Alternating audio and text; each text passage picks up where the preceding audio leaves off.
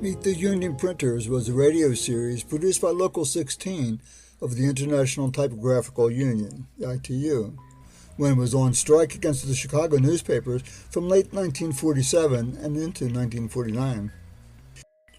The strike started only a couple of months after the passage of the anti-union Taft-Hartley Act, which changed the labor relations rules that had become law during the Depression.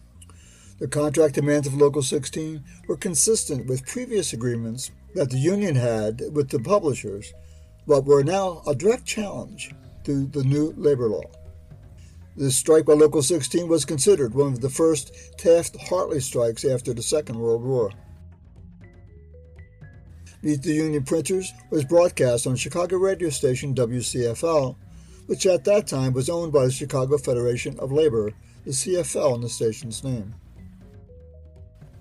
This gave the union access to a broad audience. Obviously, they couldn't use the newspapers they were striking against, but the relatively radical Local 16 had to play by the CFL's rules.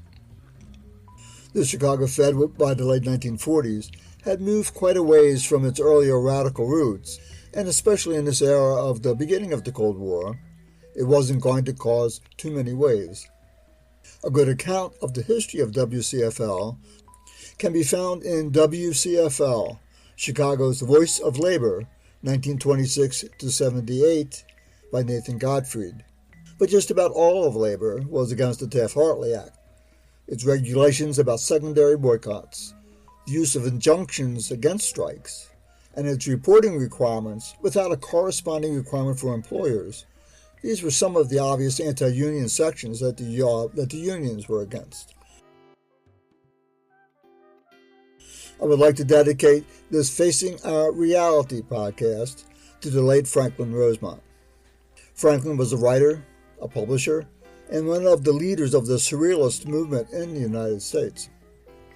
He was also the son of Henry Rosemont, one of the leaders of the Local 16 strike, and integral to the Meet the Union Printers series by coordinating programs and writing scripts for the show. Franklin and Penelope were also important in helping the Committee for Labor Access to pay for the costs of transferring the transcription discs of about 25 shows to cassette in the 1990s. Thanks should also go to the late Local 16 leader, Augie Salas, who told us about the discs in the first place. Our first selection is a speech given by Reuben Saunderstrom on Taft-Hartley. Saunderstrom was the longtime president of the Illinois Federation of Labor, and this speech was given at the State Fed Convention in 1948. He was a member of the ITU, but not in Chicago. Who thinks that he has the right to control the vote of an employee because he pays him wages. Why, friends, I've known men, politicians, and bankers who thought that because they loaned money to a man, that he must vote the way they wanted him to, or risk foreclosure. I'm not afraid of offending any man who entertains that belief, because a man who would use a loan to intimidate or to deprive a citizen of his independence has yet to learn the genius of the institution under which we live.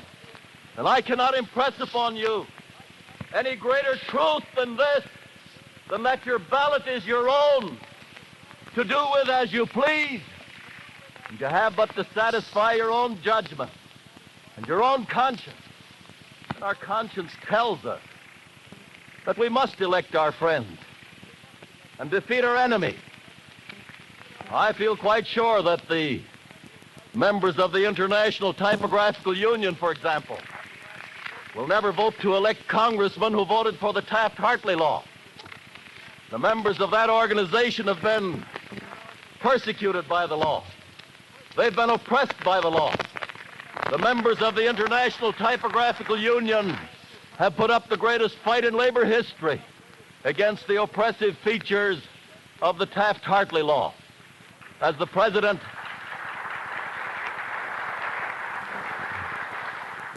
of the Illinois State Federation of Labor, I want to salute the membership of the International Typographical Union, and I particularly want to salute the officers and members of Chicago Typographical Union number 16 for the magnificent fight which they made for the wonderful way in which they proved the Taft-Hartley law to be unworkable, and for the wonderful way in which they proved in the final analysis that the Taft-Hartley law is a piece of legislative tyranny against liberty. The members of the International Typographical Union are compelled to negotiate contracts within the framework of an injunction issued under this unconstitutional law. The members of this organization are not living under a government by law. They're living under a government by injunction, which means a denial of the right to trial by jury. I feel quite sure that the United Mine Workers, for example, will never vote to elect congressmen who voted for the Taft-Hartley law. The members of that organization were fined the first time $750,000. And the second time they were fined $1,400,000. Their president was fined $20,000 for violating an injunction issued under this unspeakable and unconstitutional law. And how did this law come into existence anyhow? Well, friends, it was brought into existence by employers, by members of the Manufacturers Association, who appealed to Congress and who secured the enactment of a law that would neutralize the effectiveness of this great labor movement of ours. The employers in their trusts and in their combinations, in their international cartels, if you please, and international combines, captured Congress and secured the enactment of a law that would drive back and kill the spirit of freedom which flames in the minds and in the hearts of the working people of this great land. They secured the enactment of a law that regulates day-to-day operations of trade unions. They secured the enactment of a law that wrecks the Labor Relations Act. They secured the enactment of a law that provides for a revival of union busting by injunction. They secured the enactment of a law that creates two classes of citizens and places labor in the second class. They secured the enactment of a law that destroys equality between labor and management, destroys liberty, destroys justice. They secured the enactment of a law that actually becomes treason to the principles of freedom as we understand it here in these United States. They secured the enactment of a law that cloaks tyranny in the forms of law and legality. And it's up to labor now. It's the responsibility of labor to force the repeal of that law and to force the judicial branch of our government to live up to the Constitution while administering that law, while it still remains upon the statute books of this great state. Labor, as you and I know it, labor desires no position over and above what's right and an equal freedom of all men. But we are a living, standing, and today a fighting protest against the attempt on the part of any court or courts who insist that they shall place our citizens in a subordinate position, which denies to him or to her or to any of the poorest of our people, which denies to him or to them the same right that has been accorded to any employer or to any other citizen, no matter how high his position may be. I say to you that a judge that would use this Taft-Hartley procedure, a court that would charge working people with criminal contempt and fine them and punish them for such contempt, is violating the Constitution of the United States that court has sworn to uphold. And a judge that would violate the Constitution of the United States ought to be impeached by the representatives of the people in Congress assembled. And friends, he would be impeached if these congressmen actually represented the people instead of the great corporations. It's up to this great federation of ours, the labor movement generally, to see to it that we elect congressmen in November who will represent the people.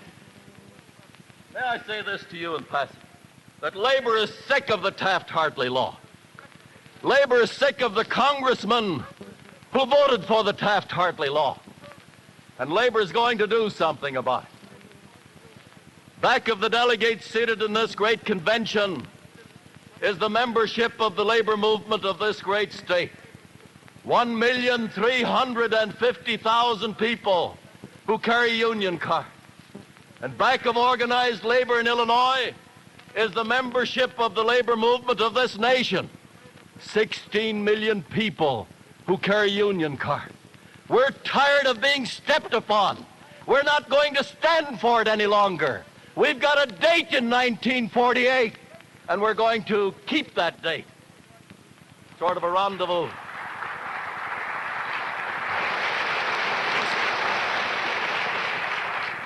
It's a sort of a rendezvous with fate. As Kipling might say, a rendezvous with a stinkeroo. And we're going to keep that rendezvous. And when the votes are counted in November, when that election is over, the enemies of labor are going to be defeated. The Taft-Hartley bill will be repealed. The banner of tyranny will be torn down from the courts and from the legislative halls of this nation, and the battle flag of freedom, the principles of real Americanism, as represented by the Stars and Stripes, will be unfurled in its place.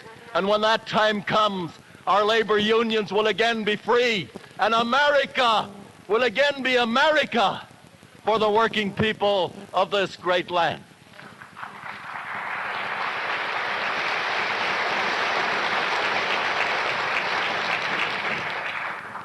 Just one word more. Then I think I'm through. And that's a word of congratulations. You and I belong to a great state organization. When I presided over my first convention in the city of Galesburg in 1930, just 18 years ago, there were less than 400 delegates in attendance at that convention. Today we have 4 times that number of delegates in attendance here. We have almost 1,600 accredited delegates in attendance at this great convention in Chicago this morning. The Illinois State Federation of Labor is at least 3 times as large as it was in 1930. And because the local unions affiliated with us can afford to send more delegates, we have at least 4 times the number of delegates that we had in 1930. I say you and I belong to a great state organization. It's a powerful organization. It's a wonderful organization. Because of the militancy and aggressiveness of the Illinois State Federation of Labor, there's a great deal of beneficial legislation on the statute books of this great state, and not one piece of bad legislation, not one. I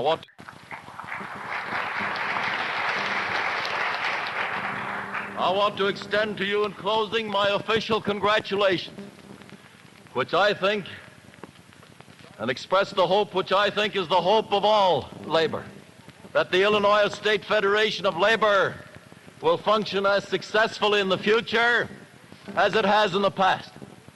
Now, this concludes the presidential message which I bring to you, which I trust in turn will bring a spirit of hope and confidence to the delegates assembled in this great convention in the city of Chicago, who are representing, as I stated before, a great state organization that has functioned successfully for labor in Illinois for 66 long years. Thank you very much.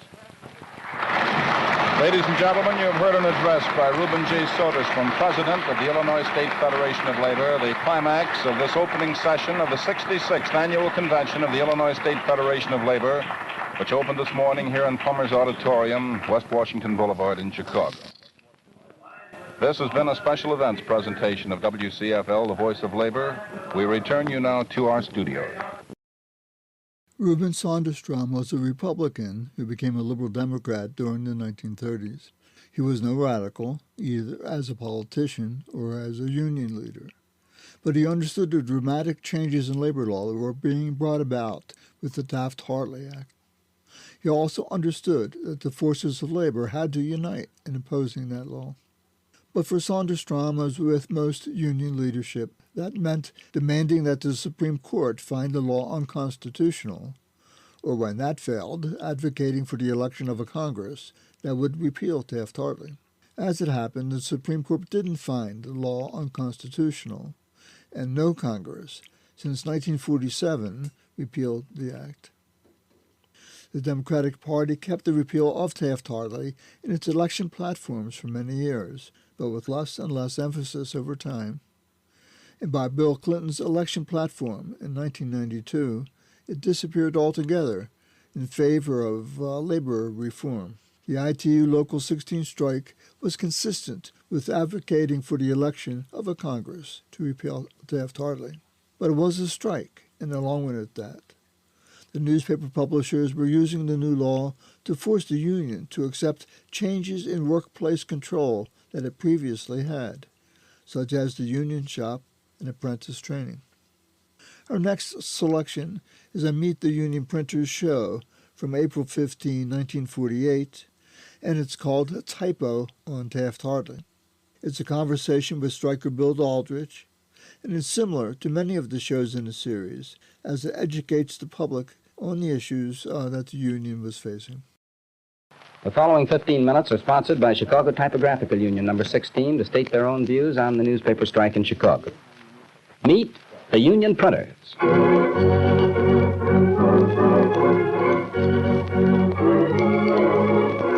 More than 5,000 members of Typographical Union number 16, your fellow citizens, friends, and neighbors, present Meet the Union Printer.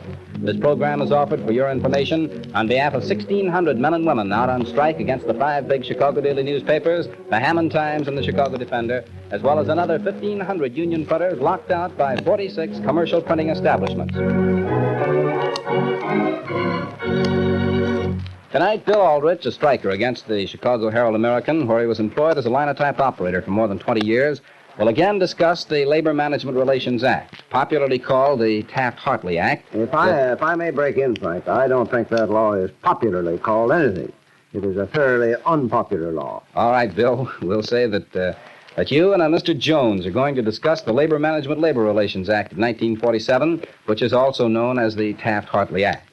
Mr. Jones, are you ready for Mr. Aldrich's examination? I'm ready, gentlemen. Oh, my. Last week, Mr. Jones, we went over the subject of the Taft-Hartley union shop with Mr. Smith. The sum and substance of the discussion was that there can be no such thing as a real, honest-to-goodness union shop within the limits of the Taft-Hartley Act, and that there can't even be a plausible pretense of a union shop unless the pretense is okayed all around by the employees and the employer and the National Labor Relations Board and the state legislature. Anywhere along the line, somebody can throw a monkey wrench into the works and prevent what Taft and Hartley recognize as a union shop.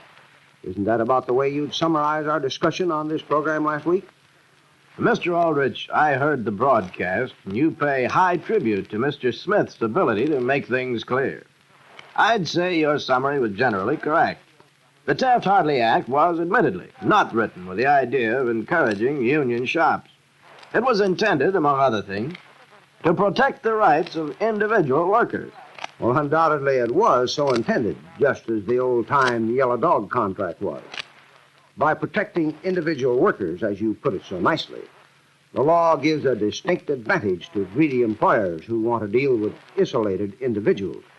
And, of course, the law protects the individual worker at the expense of the workers as collectively represented by unions. How would you back up that contention, Mr. Aldrich? Where are the collective interests of union members sacrificed? Well, let's take the matter of self-employed persons. It's a fact, isn't it, that Taft-Hartley prevents a union from insisting that self-employed persons keep themselves in good standing with the union. Yes, and with good reason. Trade unions are for wage workers, not for employers. Well, that might be a simple doctrine for the National Association of Manufacturers. But there are a good many thousands of employers who are full-fledged union members and have benefited from their membership. In my own trade, there never has been a time since our oldest local union was established that we haven't had proprietor members. You've heard of Horace Greeley. He was one of the founding members of our New York local, and in fact, he was its first president back in 1850. He was the owner and editor of the New York Tribune, the most influential daily in America, when he joined the Union. Yes. We all know that the Typographical Union has had such members. But Horace Greeley and others like him joined your organization because they wanted to. That's a lot different from compelling an employer to join. The only thing the Taft-Hartley Act attempts to do is to prevent unions from compelling employers to join. Now, our union has never compelled anyone to join, employer or employed. And I don't believe any other union can be justly accused of such compulsion. All that a legitimate trade union does is insist that those who follow the trade or business shall bear their fair share of the burden of maintaining the union. Suppose an employer doesn't feel like working at the trade. He really wants to handle the office end. Do you still believe he should be a union member? Of course not. And I'm very sure that there is no union. Never has been a union that wanted him to. But if he wants to employ union help and enjoy all the advantages that come from operating under union conditions, then he ought to be a member in good standing so long as he works at the trade, performing work that would otherwise be performed by other members. Just why should he, Mr. Aldrich? Well, now, I'm a union printer. For 40 years, I've worked in union printing offices, commercial shops, and newspaper shops. As a member of the union, I have certain rights and interests. I can go to the union printer's home at Colorado Springs if my health fails me. In a few more years, when I'm too old to work at my trade, I can retire on the pensions provided for me by the local and international union. When I pass on, my survivors will receive mortuary benefits from my local union and from the ITU. But what all has this to do with the subject of self-employed persons belonging to the union? Well, it has a lot to do with it. Our home, our old age pension, our mortuary benefit, and our other fraternal features would not be very secure. They would not rest on a very sure foundation if our shops were partly manned by proprietors or partners who didn't pay any dues to support those activities. During my years of membership, I've paid dues each week to carry on these activities for the union. And the benefits which my dues have paid for have gone to assist printing workers and their families all over the English-speaking area of North America. I paid those dues because it was the thing to do, the thing that my tens of thousands of fellow members were doing. We've been willing and glad to pay those dues because we knew that every man and every woman employed under our conditions was doing the same thing. Does a self-employed member, when he pays dues in your union, receive the same benefits rights as your other members do? He has the same rights, indeed, in all the funds which his dues money goes to support.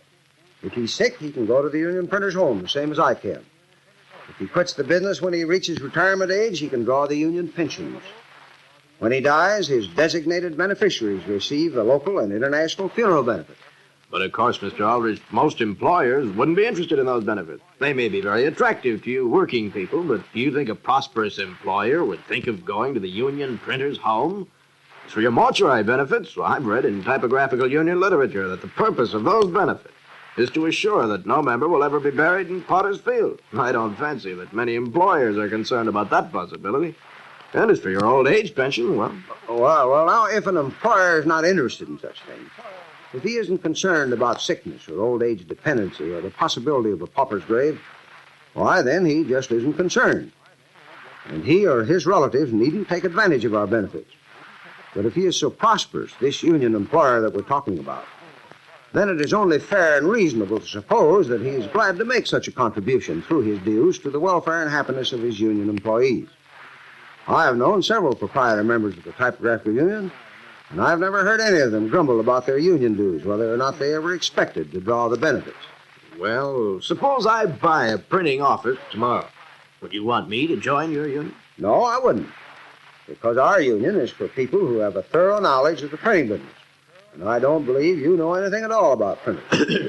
In our union, we assume that every member might at some day be working for any given union employer. We want our union employers to have confidence in the craftsmanship of our members. No, I wouldn't sponsor your application for membership, Mr. Jones, if you became the owner of the largest printing office in Chicago tomorrow. But suppose I was a thoroughly competent printer, and I bought that shop. Would you want me to join? Well, in that case, I think we'd be glad to have you as a member, but we probably wouldn't press the matter with you. You'd be too busy pursuing accounts and attending meetings of the Franklin Association to operate composing machines or lock up type forms for the press. But if you did want to work in the composing room, we'd certainly expect you to join the union. Now, do you think that's free enterprise? Expecting a man to join a union merely to work in his own shop? Well, we never did tell an employer that. All we ever said was that if he wanted union printers to work in his shop, all the printers in the shop should be union, himself included. You deny that your union has practiced compulsion in this matter of proprietor members. I deny it very emphatically. From the day it was formed, way back in the last century, the Typographic Union has never compelled anybody to join. If they like the union laws, the union principles, the union ideals, people join it. If they don't, they stay out. It's been like that from the very start. We want to keep it that way. Are you telling me that every applicant must approve the union program 100% before he becomes a member? No, I'm not telling you that. We don't expect any person to approve of our laws, policies, and practices 100%. We have been evolving our union institutions all through the years. While we've always aimed for unity, we've never aimed for unanimity. The union not only permits, but actively encourages independent thinking on the part of its members. And it has a constitution so thoroughly democratic that the newest member, a lad who got his card last month, may introduce legislation which can be put in our ITU books without any support whatever from the local or international officials.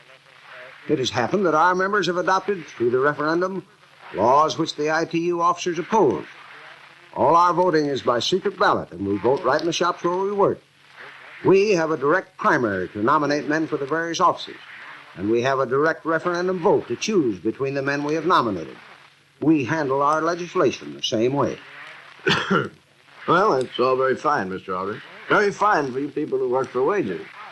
But where does the employer come in? What does all this mean to him?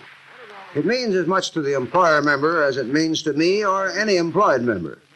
The employer member, the printing office proprietor who carries a union card, has the same voting rights that I have. If he favors a change in the laws, he can propose a change at the meeting of his local union. And if the local union approves the change, it is sent around to the other locals. And if only 1/5 of the locals are in favor of a referendum is held. The proprietor member has a vote on who shall be admitted or rejected as a member. He can vote to increase or decrease the dues. He can even vote on the wage scales, which, as an employer, he will have to pay. I think we go about as far as anyone can ask us to go. We recognize the rights of employers a lot better than any employers' organization recognizes ours. Well, Mr. Aldrich, answer me this. Suppose one of your employers wants to work in his own shop for a limited time, say for a couple of months. Then he finds that he's too busy with office administration, sales, etc. Do you permit him to withdraw from the union without penalty? He can withdraw any time he wishes. The only penalty would be the one he would impose on himself by ending his benefit membership. But even here, in the matter of benefits, we lean over backward to give the employer member the same rights we give to all our other members. If the member changes his mind about withdrawing at any time within the next year, he can pay up the back dues charged against him and retain credit for all of his prior membership. Well, just what advantage is that to the employer? It would depend on his personal circumstances. Our benefits are based on continuous membership. And the more membership a man has, the greater equity he has in our fund. So that if an employing printer has had a card, say, 20 years and then withdraws from the organization, but comes back in as a new member 6 months later, he has to start all over again building that continuous membership. But he can exercise his option of paying up his 6 months back dues. And then, instead of being a brand new member, he is an old member with 20 and a half years standing. Well, but suppose he isn't the least bit interested in continuous membership or in your benefit. Do you permit him to come back in without paying those back dues for 6 months? Yes, absolutely, if he wants it that way. Well, gentlemen, I'm sorry our time is up. Thank you, Bill Aldrich and Mr. Jones, for your interesting discussion of the Taft-Hartley Act. I know we'll arrange to continue it later. This was another in the Meet the Union Printers series, broadcast nightly over the station Monday through Friday at 9:15. Be listening again tomorrow night at the same time, when again we'll invite you to Meet the Union Printer. This is WCFL, the Voice of Labor, Chicago 11. Union hatred of the Taft-Hartley Act is clear and obvious. and the ITU Local 16 strike in Chicago around Taft-Hartley issues brought the question to a general and broad audience in the city and around the country. But the Local 16 strike was essentially a contract strike, hoping for resolution of the issues involved in the legislation to be dealt with only through legislative and electoral activity, not through the greatest strength held by working people, the withholding of their labor. The final selection on today's podcast comes from a syndicated labor radio series in the late 1940s and which aired on WCFL. It was called It's Up to You, and it shows the possibilities of actions that was in the air in the post-World War II period in the United States, but not pursued. It's up to you. It's Up to You, a bright new series of brand new stories written for you by America's best radio writers and brought to you now because it is up to you. Do you want jobs, security, freedom, peace? If you know what you want, it's up to you.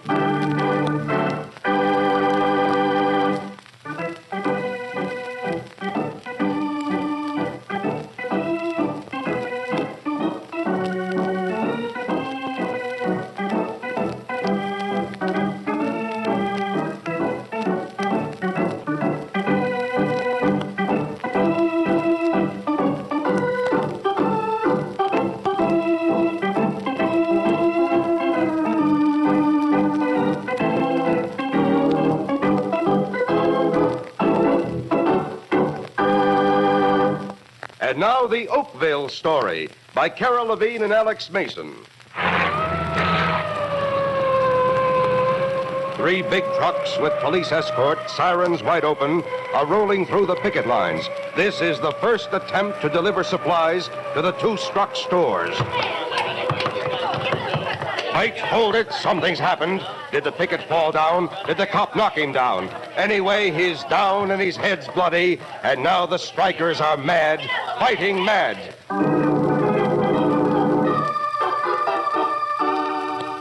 Just a little picket line scuffle, a little excitement on a quiet Sunday afternoon. Yes, what you just heard was a picket line scuffle, some Sunday excitement. But it was also the beginning of the Oakville Story, a true story that happened exactly as we're going to tell it to you. Happened to real people in a real city in the United States of America. It was very simple. The people of Oakville got mad, fighting mad, and they took over. What happened to all the people of Oakville should happen to all the people of the United States. And what happened to the political boss should happen to all the political bosses in the United States. But the best man to tell it is Steve Bennett. Steve runs that delicatessen store up on B Street. And what with talking to his customers and what he did himself, I guess he saw about as much of the thing as anybody in town. So here's Steve. I knew the clerks were picketing this downtown store, but I didn't know there was a tie-in between the store and Boss Perkins, the political boss of the city.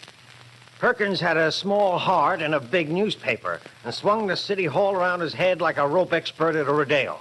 Ever since 1928, he and his downtown gang had been lowering the tax rate on their part of town and jacking it up on our property. What was happening to our town came out every day in my store. 95 cents for butter. I've got 4 kids. I can't afford that. The mayor came up to our union meeting, said he was going to investigate high prices. In a pig's eye. Hello, Steve. Will you sign our petition for the nursery schools? The city council's closed them all down. I don't know why the cops are always so busy beating up on colored people. That Boss Perkins is a mean guy. Yeah, I met Boss Perkins. He came down to our meeting, and I told him I was a veteran. That was a laugh. The old boy shook my hand and told me he had a son who was a veteran. Yeah, the one in Congress. So what's Sonny doing?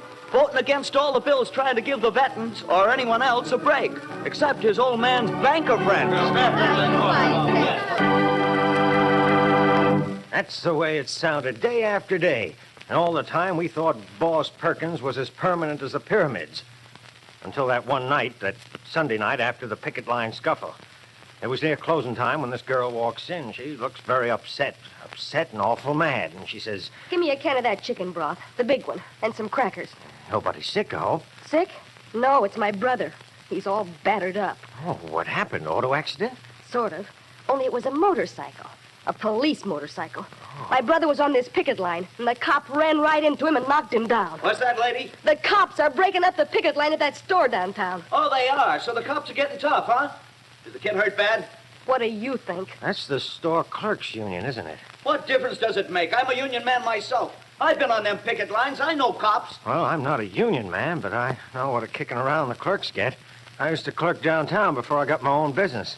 My own business and a flock of taxis. The cops ain't supposed to do that. Picketing's legal. I'll tell my brother. It ain't the cops alone. Somebody put 'em up to it. And I know who it is. Boss Perkins and his lousy stooges. All those downtown stores are hooked together, and Boss Perkins owns 4 of them himself. What can you do? Hey, guess what happened? The streetcars are on strike. Hey, that's my union. Yeah, when the cops hit the picket, they passed the word along, and all the guys walked off the streetcars all over town, just like that.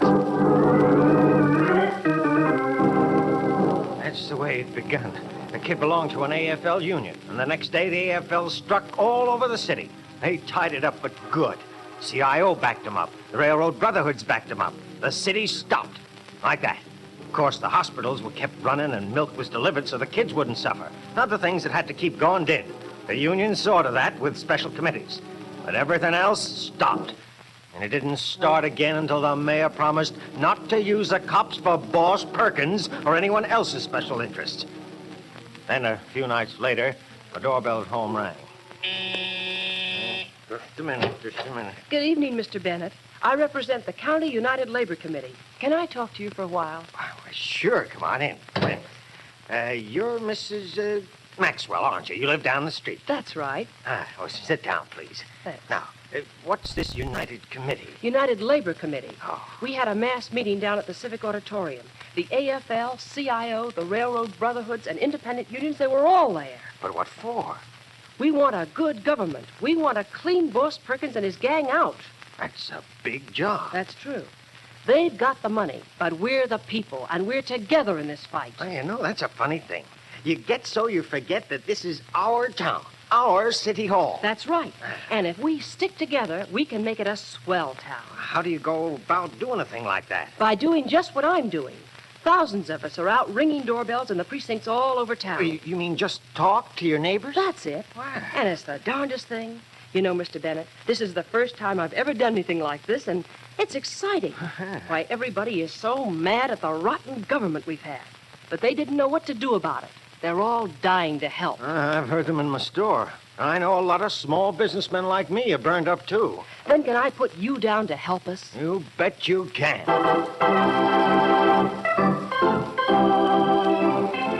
And I did go to work, talking to everybody. This was something, the people versus money. I got myself pretty worked up over our United Labor Committee. Then one day, Al Werner walked in the store.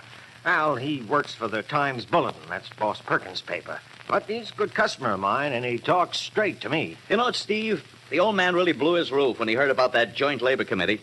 He's a shrewd enough politician to know that a united front is the one thing that can beat him. I was reading his editorial in the paper today. He said the city was threatened with anarchy. He'll say a lot more about that.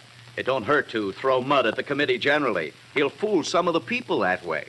But that's not his big gun. Is he going to say worse things than that? Brother, you ain't heard nothing yet.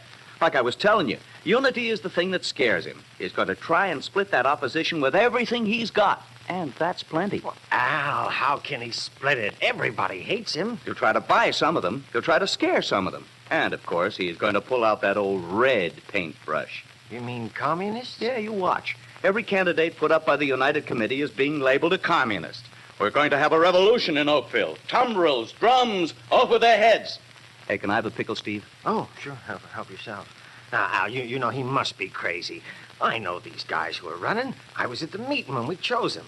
One of them is a radio producer, one is a chemist, one is a lawyer, another is a railroad engineer. They're Reds, all of them. You think the old man's particular?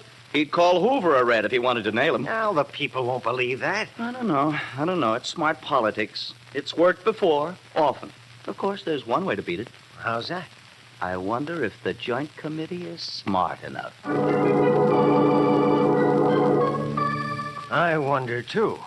What did he mean, smart enough? But Al was right about the king-size red campaign.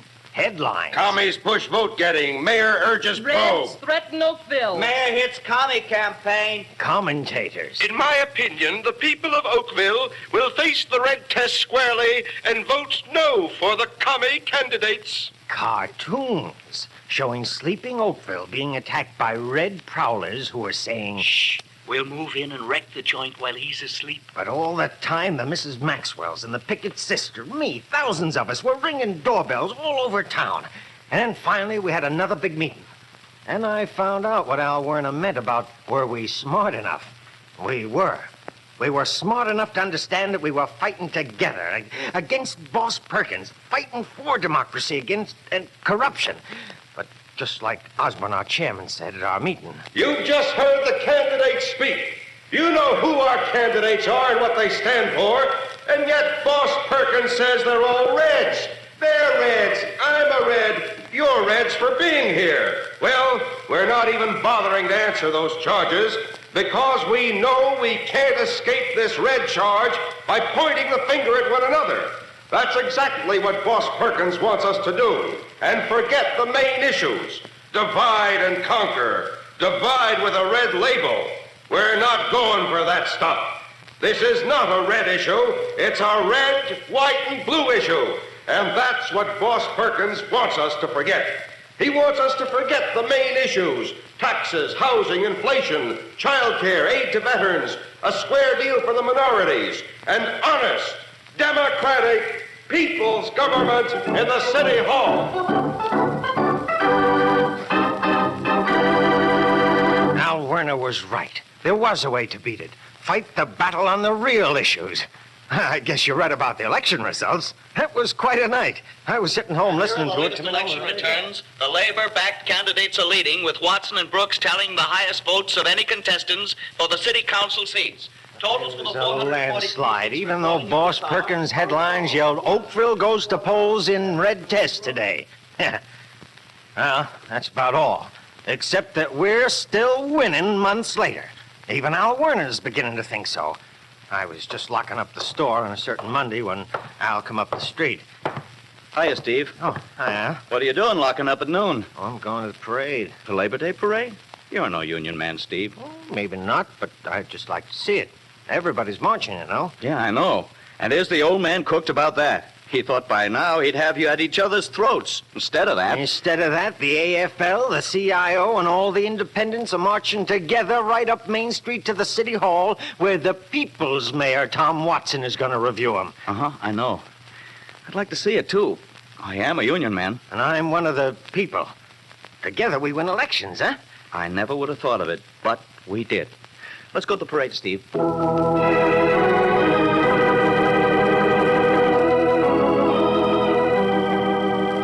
That surprised me. I'd seen a lot of people, my customers, my friends, me even, change their ideas during the campaign. I mean, get to understand the power we have if we work together. Then along comes Al Werner, as cynical a guy as you'll find. And he's changed his thinking, too. He's all ready to quit stooging for Perkins and be the people.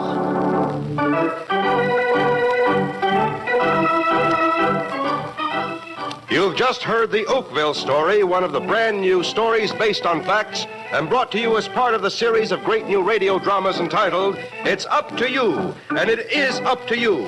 If you know what you want and work together, do you want democracy or corruption? If your answer is democracy, it's up to you. If you want an America of jobs, security, freedom, peace, it's up to you.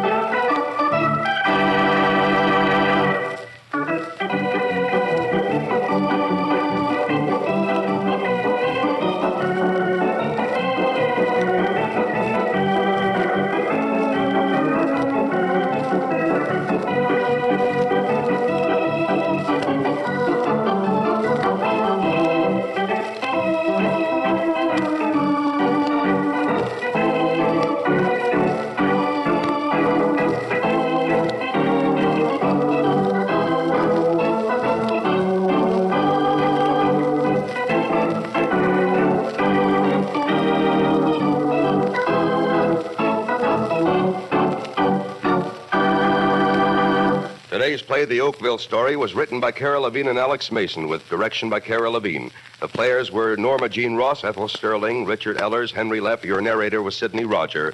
It's Up to You is a Pax production. Local 16 had a very strong voice in Chicago with WCFL.